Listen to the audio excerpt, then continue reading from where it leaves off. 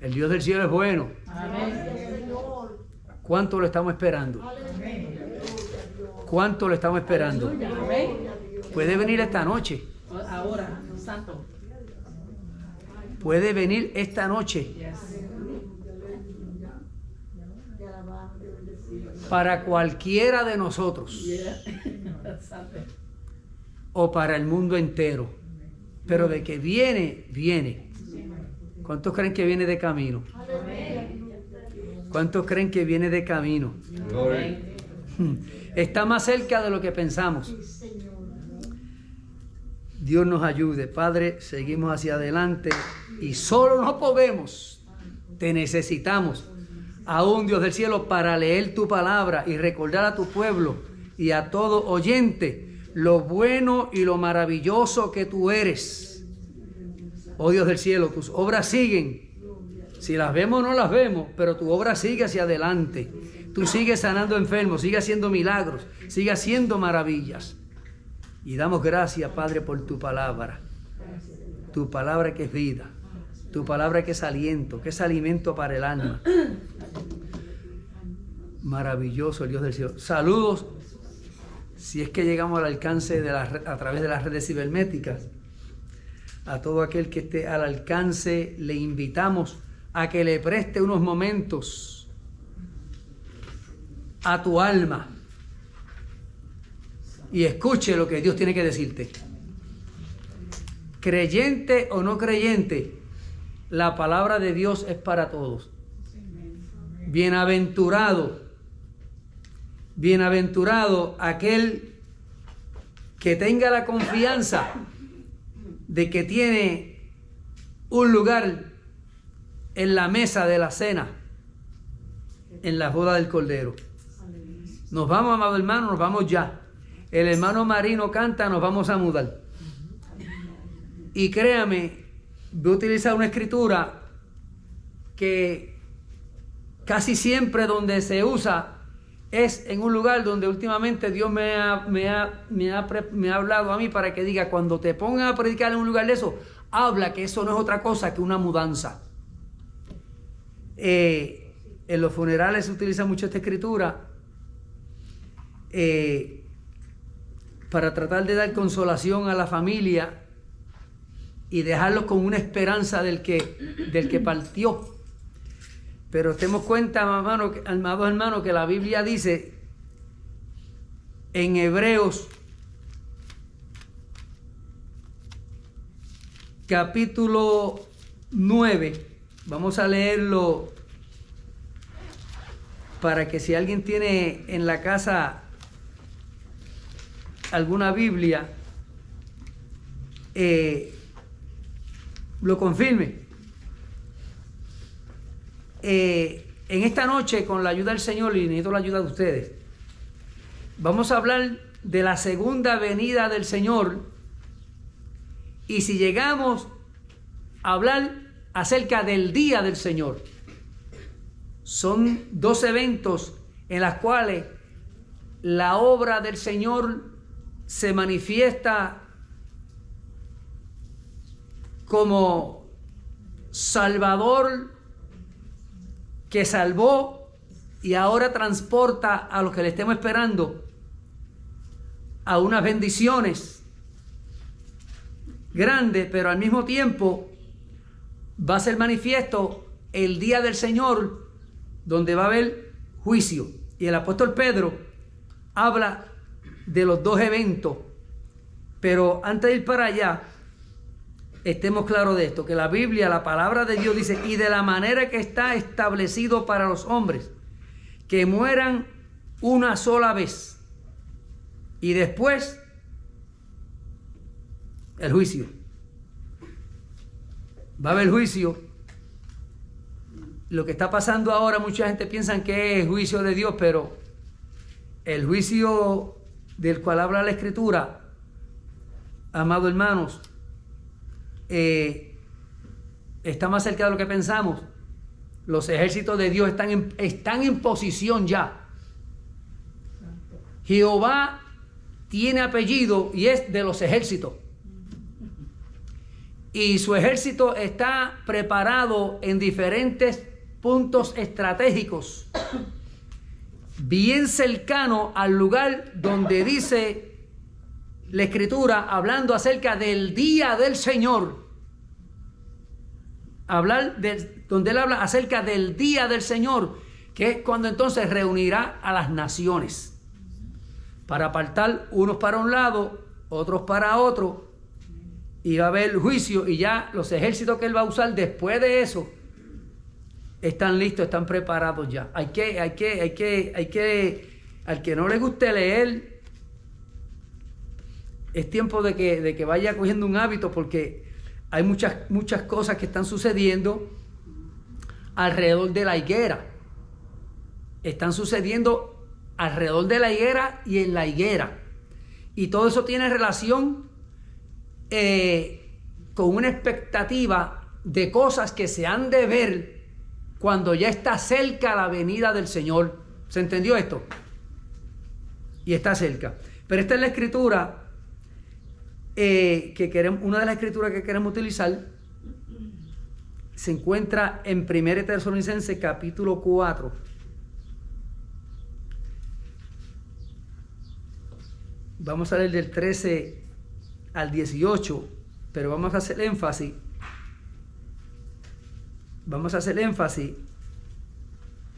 En los últimos dos versos de ese capítulo 4. Y vamos a hacer énfasis también en Hebreos capítulo 10, verso 24 al 28. Porque viene juicio. Entonces vamos a ver cómo la Escritura nos llama a que en este tiempo en el cual estamos esperando al Señor, y entre las cosas que están sucediendo, cómo debemos de tratarnos los unos a los otros. Cómo debemos de tratarnos los unos a los otros. Bien importante. Es bien importante porque eso habla de nuestra conducta como hijos de Dios. Como hijos de Dios. Dice la Escritura así: en el nombre del Padre, del Hijo y del Espíritu Santo. Amén. 1 Tesalonicenses capítulo 4, verso 13 al 18.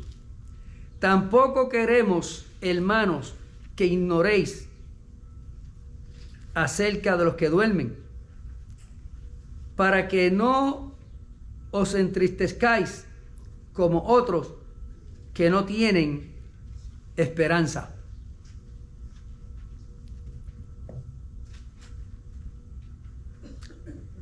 ¿Cómo usted quiere que le celebren? ¿Cómo usted quiere que se le celebre a usted el día de su muerte? ¿Cómo usted quiere que se celebre? Porque si creemos que Jesús murió y resucitó, así también traerá Dios con Jesús a los que durmieron en él. Por lo cual os decimos en palabras del Señor, que nosotros que vivimos, que habremos quedado hasta la venida del Señor, no precederemos a los que durmieron. ¿Cuántos se atreven a hablar así? ¿Cuánto nos atrevemos a hablar así?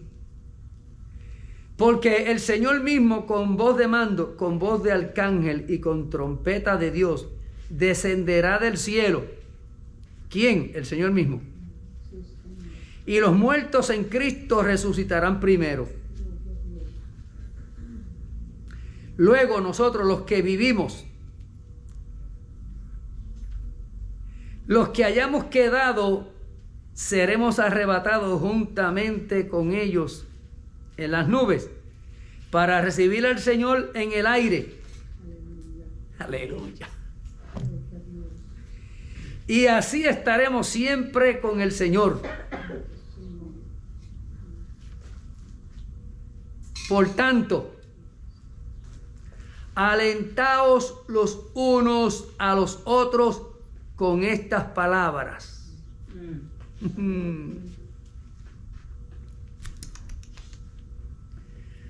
Ayúdanos, Dios del cielo. Ayúdanos, Padre. Amén. Voy a leer también en Hebreos capítulo 10, verso 24 al 28.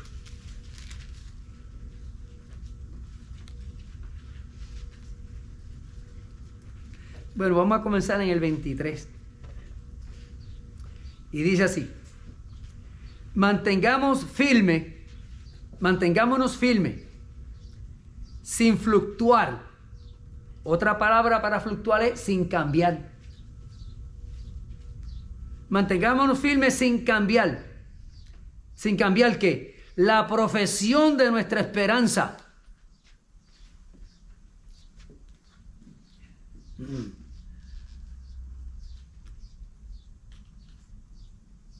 ¿Cuál es la profesión? ¿Cuál es la profesión que tiene en la cual tiene que haber estabilidad y seguridad? La gente que sueltan y dejan trabajo, cuando llegan a cierta edad, que tienen problemas, porque no estuvieron estables. No mantuvieron un trabajo estable. Y pasan muchas cosas cuando eso no sucede. Digo, trabajo estable que tenga relación con el gobierno federal, hablando aquí en los Estados Unidos, en Norteamérica. Ya esto no se llama Estados Unidos. Y dice el verso 24, y considerémonos unos a otros para estimularnos al amor y a las buenas obras.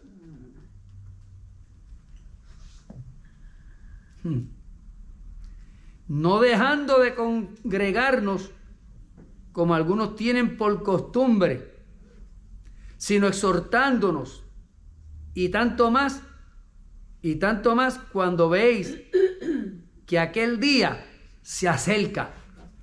¡Qué problema, Dios mío! Óigame, he escuchado en estos días ministros que pastoreaban congregaciones de más de 1000 miembros, y yo los oigo casi todos los días, exhortando y exhortando y exhortando.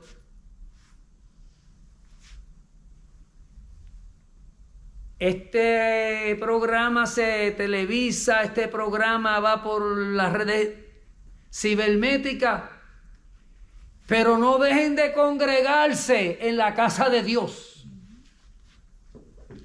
¿Qué relación tendrá? Porque ahora un sinnúmero de gente está diciendo, no hay que estar en la casa de Dios, el asunto es oír la palabra de Dios. Pero es que la reunión en la casa de Dios denota lo que aquí dice.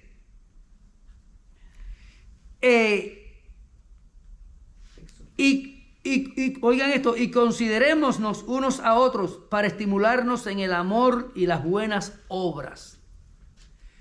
Cuando alguien se pone de pie y testifica de lo que Dios está haciendo en su vida o de lo que Dios le permitió hacer y Dios se agradó, esas son palabras de estimulación.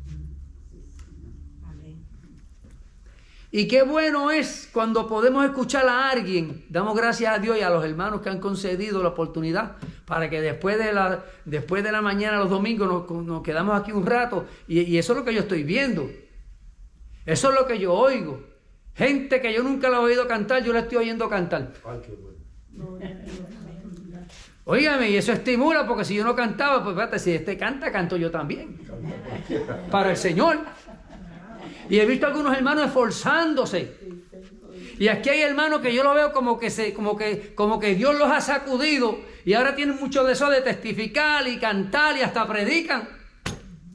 Le dan una parte para que canten algo y algunos cantan y predican. Hace falta la reunión. Cuando Dios, va a llegar un momento en que Dios va a decir, se acabó la casa. Pero la iglesia sigue. Se acaba la casa. Y hay un grupo que está ansioso por acabar con la casa. Pero usted está orando para que eso no suceda.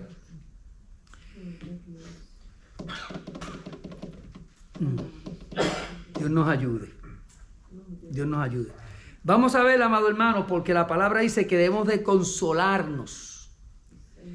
Y por ejemplo, aquí se usa mucho esta escritura cuando hay un velorio, como decimos nosotros, porque quieren llevar palabras de consolación a la familia. Pero, amados hermanos, estas palabras que aparecen aquí en esta escritura, Dios se la dio al apóstol Pablo para que se la escribiera a la iglesia de Tesalónica. Y hay que conocer la historia, cuál era la situación por la cual estaba atravesando la iglesia de Tesalónica cuando el apóstol Pablo le trae esas palabras de parte de Dios.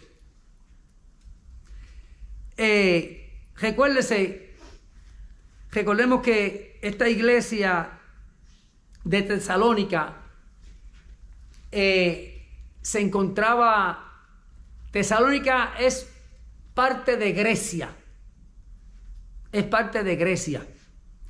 Y no queremos entrar mucho en historia porque el tiempo va avanzando rápidamente. Pero recuérdese que la palabra de Dios vino de los hebreos a los griegos. Y los griegos tenían una mentalidad muy diferente a los hebreos en cuanto a la formación del mundo y en cuanto a cómo relacionarse. Vemos que aquí el apóstol Pablo le está hablando de cómo debemos de relacionarnos y con una esperanza. Los griegos tenían una apología, le llamaban una apología.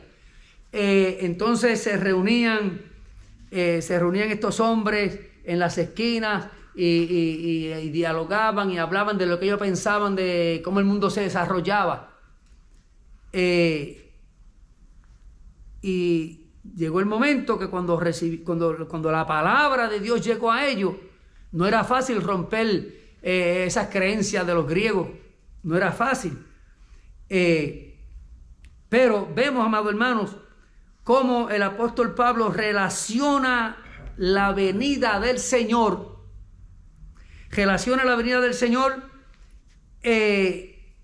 con la forma de la iglesia expresarse. Bueno, recuérdese esto. Nosotros, ¿usted lo cree lo que voy a decir?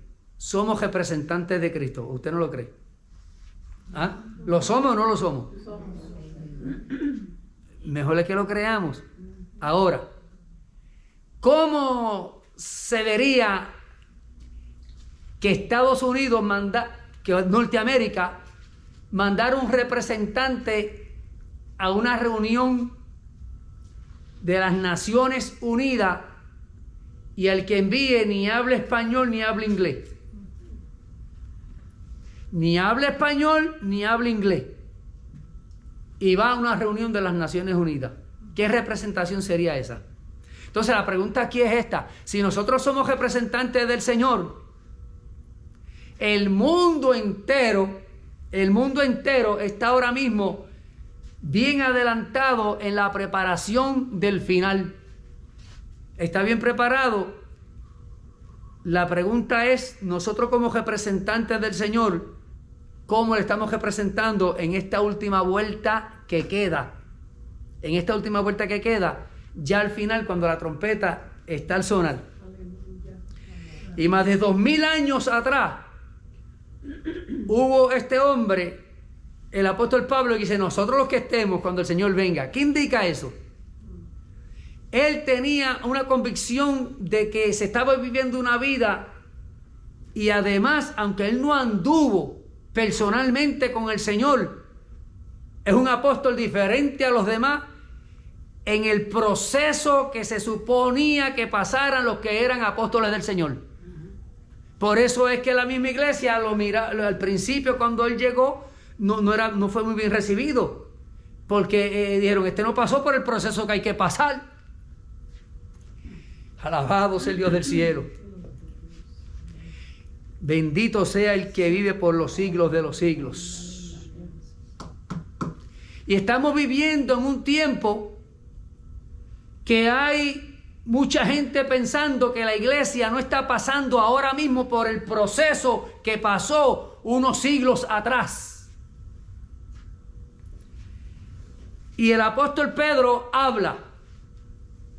Dice, hay algunos que ignoran voluntariamente la historia del ser humano, lo que sucedió años atrás y lo que va a suceder ahora.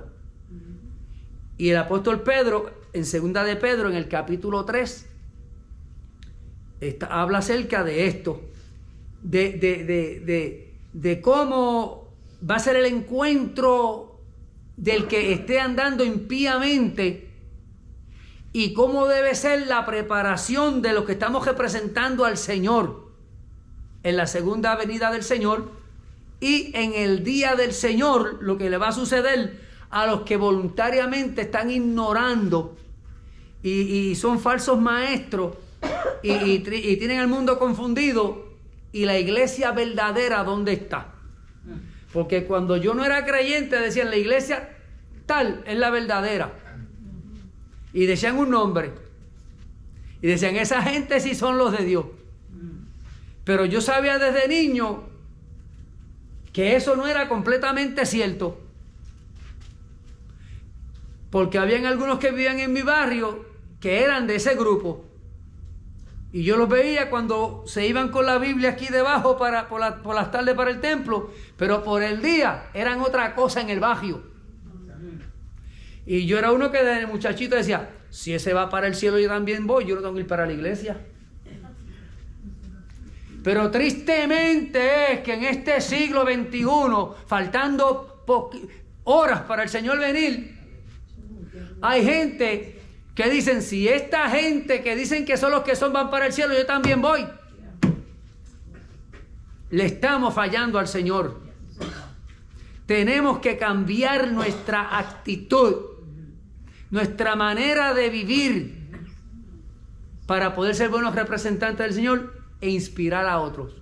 El apóstol Pablo fue el apóstol por abortivo, pero cuando llegó fue un hombre inspirador. Fue el único que se paró y pudo decir con confianza, sean imitadores de mí como yo lo soy de Cristo. Era un verdadero representante del Señor. Lo representaba. ¿Sabes lo que quiere decir representar? Es una palabra compuesta en la gramática, re y presentar. Este no está, pero estoy yo, que es como si él estuviera. ¿Se entendió eso? Bueno, la misericordia de Dios está sobre la tierra y que no se aparte, porque la venida del Señor va a ser repentina. ¿Sabes qué es repentina? Nosotros a veces hablamos y decimos, bueno, en el tiempo del Señor, ¿de qué tú hablas? En el tiempo del Señor. Si el Señor no da ninguna medida de ningún tiempo, el Señor, lo que dice es que el Señor va a venir como un relámpago.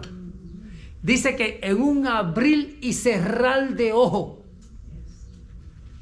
Tiene que tener una ciencia bien avanzada para poder medir eso. Incansable en la presencia del ser humano. Así es que si cualquiera de nosotros nos da un patatón y caemos muertos aquí, el Señor vino. Como te fuiste, te quedaste. Ahora, vamos a ver si logramos mencionar algunas de las características que debiéramos estar practicando, preparados ya para la venida del Señor, porque una de ellas nos dice, no estés haciendo juicio, no enjuicies a nadie. Y en esa parte nosotros vamos a tener que bregar, porque hay quienes son expertos sabiendo quién va para el cielo y quién va para el infierno. Piensan que saben, pero vamos a coger primero una partecita aquí. Recuérdense que lo que le mencioné que habla el apóstol Pedro está en segunda de Pedro capítulo 3 versos 10 al 11. Ahí habla del día del Señor, su juicio.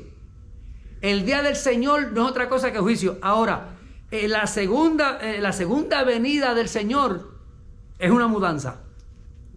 Por eso Dios me ha dicho, predica que es una mudanza, porque el que muere en Cristo se va a descansar. Se va a descansar y viene un momento en que se va a mudar. ¿Para dónde? Pues para el lugar que Cristo dice que ya tiene preparado en la mansión del Padre. Aleluya. Óigame, nos vamos a mudar. Nos vamos a mudar. Es necesario que nos mantengamos estables, firmes en Cristo Jesús.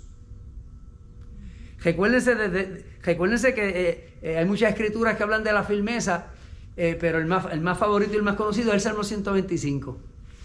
Porque recuérdense que confiar, en la palabra fe y la palabra confianza van de la mano. Usted se busca gramatical en la gramática y fe y confianza es una definición de fe.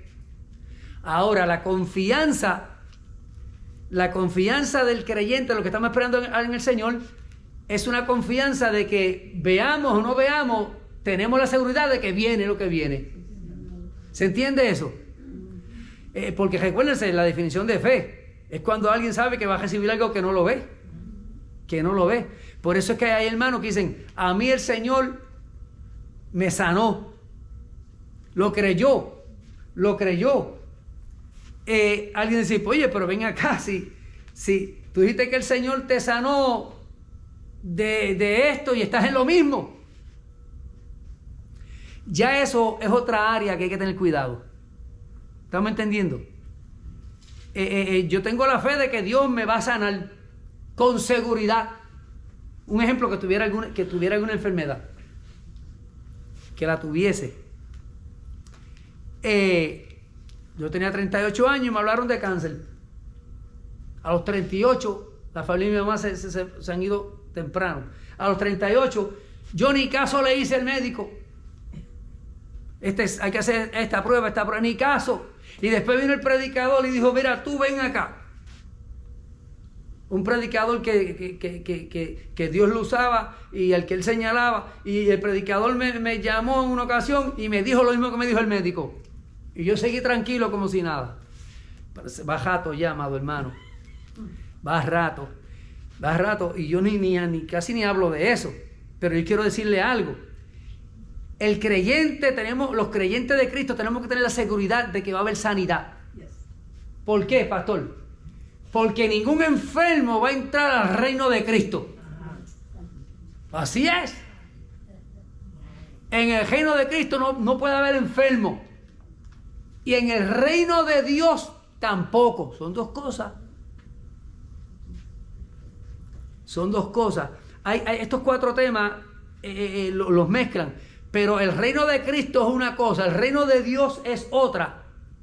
El día del Señor es una cosa y la segunda venida de Cristo es otra. Y todo está ahí, en esa relación. Pero entonces, por más enfermo que estés, el Señor te va a sanar. Porque no te puede llevar el enfermo para su reino. Aleluya. Es que es perfecto. Otra vez el reino viene a la perfección. Porque ese rey no va a reinar en un reino imperfecto. Porque ese reino, el que lo perfecciona, es el que hizo todo perfecto. Incluyendo al hombre. El primer hombre en el huerto de Edén era perfecto. Si Dios lo hizo a la imagen de él, era perfecto. Se perdió la imperfección cuando vino el pecado. Y el pecado está por ahí.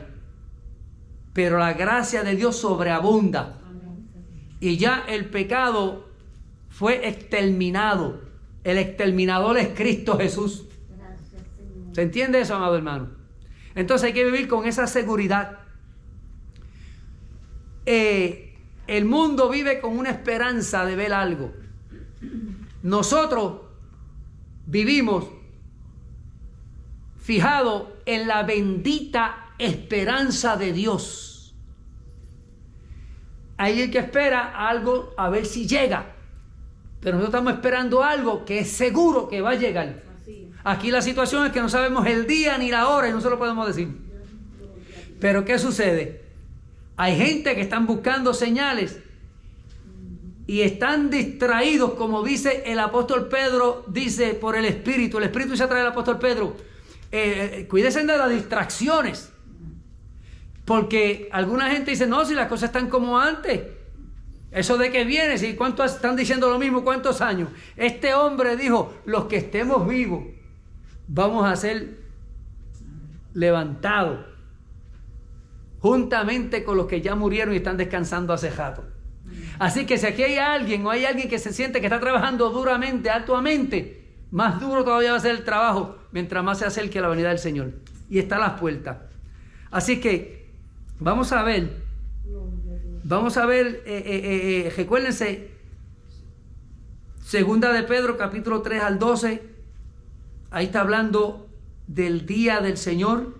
Si usted lee ahí, está hablando de lo que va a suceder. Se derretirán lo que los americanos están llevando para allá. Y hay un hombre aquí que ahora mismo, porque yo conozco un muchachito que trabaja ahí, y hay un hombre que tiene ya un pueblito en hierro, pastor, y está hecho ya un pueblito.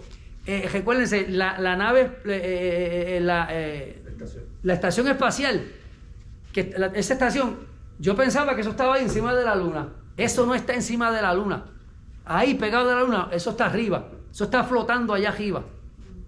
Pero ahora vemos un hombre muy famoso por ahí que él dice, no, yo voy a estacionarme en la luna. Y ya tiene las casitas hechas y todo. Y está haciendo invitaciones para ir para allá.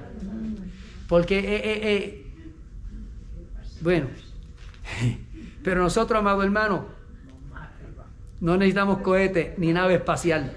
Porque el Espíritu Santo de la luna para arriba nos va a llevar. Aleluya. Y qué bueno, amado hermano, qué bueno que el que va a estar recibiendo ahí es el que derramó su sangre en la cruz del Calvario. Aleluya. Para que nosotros estemos seguros. Y fíjense, amado hermano, el que murió resucitó.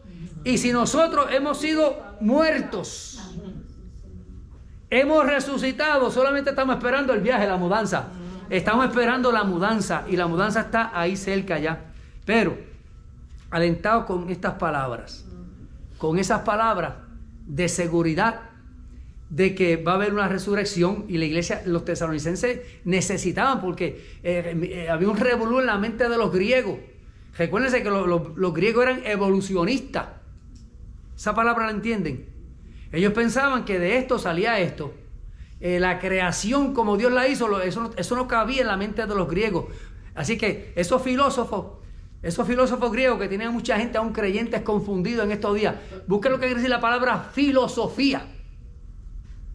Y hay mucha gente que están viviendo a base de esa filosofía de los griegos, que eran expertos, no había quien le ganara a ellos imaginándose, inventando cosas en la mente. Pero lo de Dios no es invento, amados hermanos. Hay un testigo que Juan dice es fiel y verdadero. Es fiel y verdadero. Entonces vale la pena prestar atención a ese testigo fiel y verdadero, porque él está hablando de lo que sin él no fue hecho, cielo y tierra. Y ese es la cabeza de la iglesia. Y no es una cabecita loca, es una cabeza que sí sabe lo que hace. Entonces, si somos representantes, esta mano representa este cuerpo, esta mano representa esta mente es la que le dice a esta mano, toca eso. La mano está, pero si esta mente no funciona, me llaman vegetal. La mano está, pero no funciona porque la mente, el cerebro está muerto, no está funcionando. Por eso, amado hermano, yo no creo que haya una iglesia muerta. La iglesia de Cristo es una iglesia viva. Lo que sucede es que hay muchos creyentes que si usted no está haciendo ruido y brincando para arriba y cogiendo para allá, le llaman muerto. Es un disparate. La iglesia es una iglesia viva. ¿Por qué es viva la iglesia? Una niña, por no pertenecer a un grupo religioso, murió en Colombia. Esta es una historia verdadera. y no la podían enterrar en el cementerio grande del pueblo, el famoso cementerio, porque ella no pertenecía a la religión. Pero esa niña había aceptado al Señor y ya muriendo en la cama cantaba: yo vivo, Señor, porque tú vives, porque tú vives, Señor, es que yo vivo. Tú me das gozo, me das consuelo, y en la aflicción estás conmigo. Gloria a Dios. Alabado sea tu nombre, Dios del cielo. Pero entonces en el capítulo 3, verso 13 al 14, el apóstol Pedro le está dando unas indicaciones a la iglesia. Oh, tú estás esperando al Señor. Pues te voy a decir cómo es que tú debes estar esperándolo. Aleluya. Entonces ahí le habla que debemos vivir en santidad. Pero hay una confusión con la palabra santidad. Y hay una segregaciones de grupos. Segregaciones quiere decir separaciones. Unas separaciones de grupos por los diferentes conceptos o creencias que hay acerca de lo que es santidad.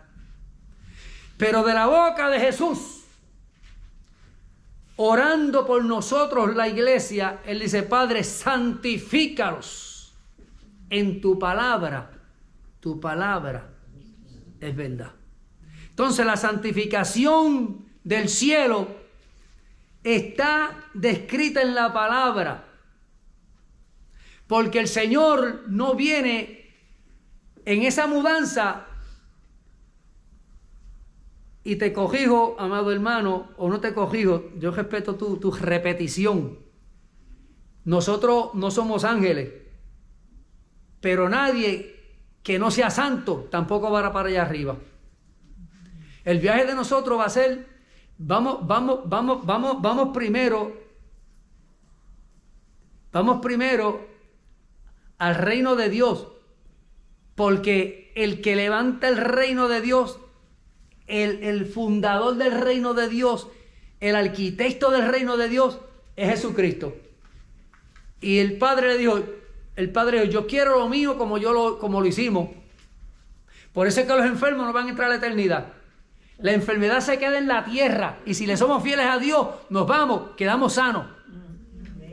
Pero este mismo hombre dice: hay que vivir en santidad, porque en Hebreos capítulo 12, verso 14 dice: buscad la paz y la santidad, sin la cual nadie verá al Señor.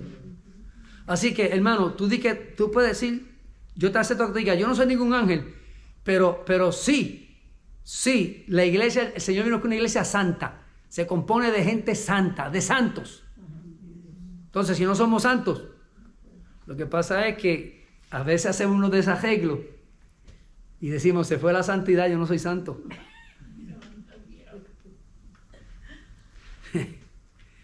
Pero para eso habría que hablar del perdón, porque el que dice, porque dice es presente, y cuando decimos dijo es pasado, y lo que Cristo habló es presente.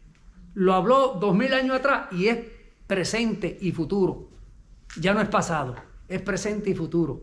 Entonces, Él dice, él fue el que le dijo a Pedro, 70 veces 7. Él no va a decirle a alguien que viva lo que él no vive. Hace un tiempito atrás, alguien me dijo: yo creo que yo no tengo perdón. Y yo: pero mira, la Biblia dice que 70 veces 7. Y le dije: no, si yo he pecado más de 490 veces. Pero eso es algo metafórico. Eso no quiere decir que eso está establecido. Eso quiere decir que eso no tiene. Porque el perdón, bueno, no se puede coger el chance, porque hay gente que antes de morir se arrepienten y Dios los perdona. Y el que va a predicar en la funeraria tiene problemas. No sabe para dónde mandarlo. Pero qué bueno es Dios, amado hermano. Por eso es que se usan estas escrituras, porque hay una esperanza. Yo conozco un muchachito que le soplaron 9 tiros. De los 9 tiros lo cogieron 6 tiros. Todavía le queda una bala. De esos 6, y lo declararon casi muerto. Bueno, muerto, porque los doctores, y se formó una gritería en ese hospital. Y ese muchachito lo declararon, se lo mataron. Eso le descargaron una pistola de 9 encima, ahí, a quemarropa.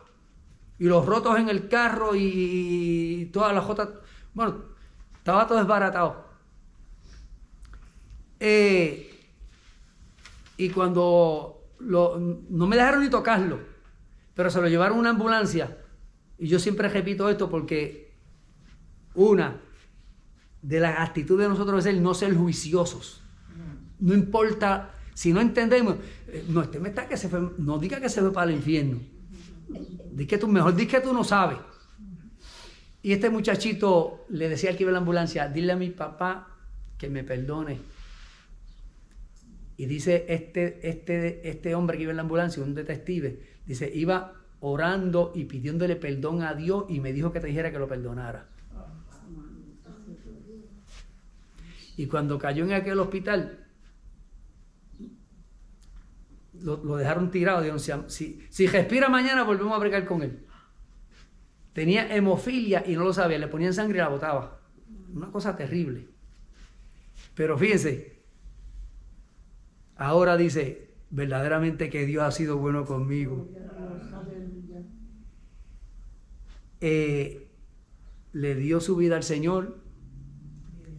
Tenía un vicio de fumar, que eso creían que no tenía remedio. Se le acabó. Eso fue un milagro, otro milagro de Dios. Ese muchachito cuando nació tuvo los primeros 2 meses en el hospital. Es una historia larga, pero lo que quiero decir, amado hermano, es que me hablaron de ese muchachito, cosas, ese se pierde para siempre, más sin embargo,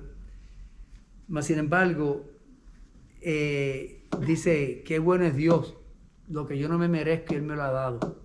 Ese, el que 6 balas, lo cogió el cuerpo 6 balas. Los médicos dijeron, ese va a quedar inválido si se salva. Mas sin embargo, no ha sido así. No ha sido así. Ahora, entre las cosas que se hablan que van a suceder en el día del Señor, se habla de algo que el pastor de esta congregación menciona, y suena un poquito, porque es verdad, suena un poco fuertón, suena como batazo.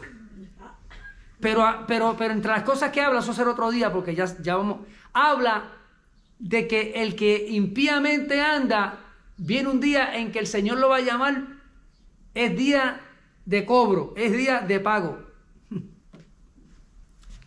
Así que el que le debe al Señor, le va a pagar. Pero si hay un arrepentimiento que el Señor sabe si es o no es genuino, la cosa cambia.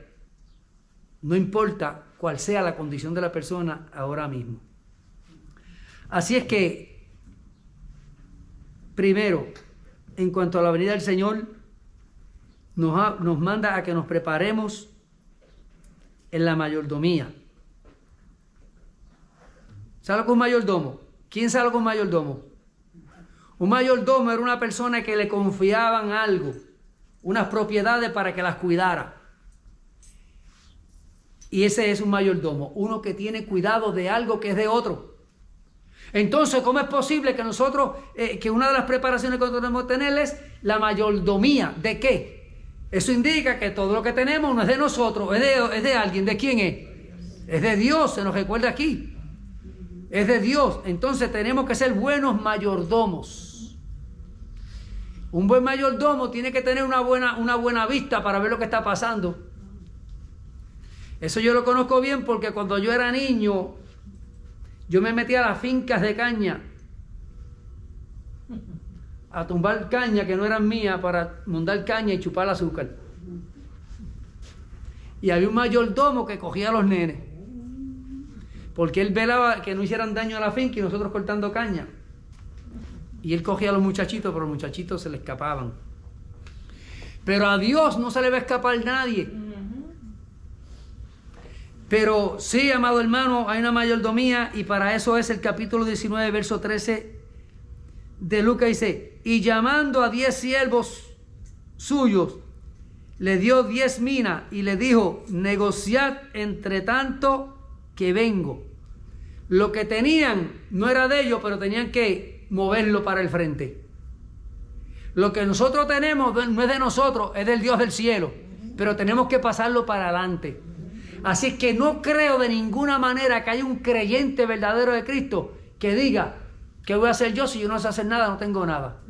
Porque la Biblia dice, habla de los dones del Espíritu y los dones de Cristo. Y a cada uno Cristo le dio algo para hacer. Cada uno tenemos por lo menos un don. ¿Lo cree? ¿Se acuerda de aquello? Que uno tenía 5, otro tenía cuánto y el otro tenía 1. Dios nos bendiga, amados hermanos. Vamos a seguir en alguna otra ocasión a hablar acerca de eso, porque otra de las cosas que nos exige a nosotros, representando al Señor, hoy un creyente que pierde la paciencia, un creyente que pierda la paciencia, Salomón por el Espíritu, montones de años atrás dijo, ese va a cometer locura, ve la luz. Digo, si no sale de esa.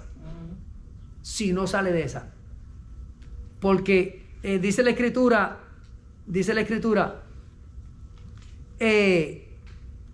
de tal manera que nada os falta, ningún don, esperando la manifestación de nuestro Señor Jesucristo. Y en Santiago 5:7 dice, esperar pacientemente a la venida del Señor. Amén. Fíjense, aunque él dice la venida del Señor, es que en la segunda venida del Señor, Él viene, levanta su iglesia, y tenemos que esperar pacientemente, porque si no nos vamos en el primer viaje, ¿qué sucede?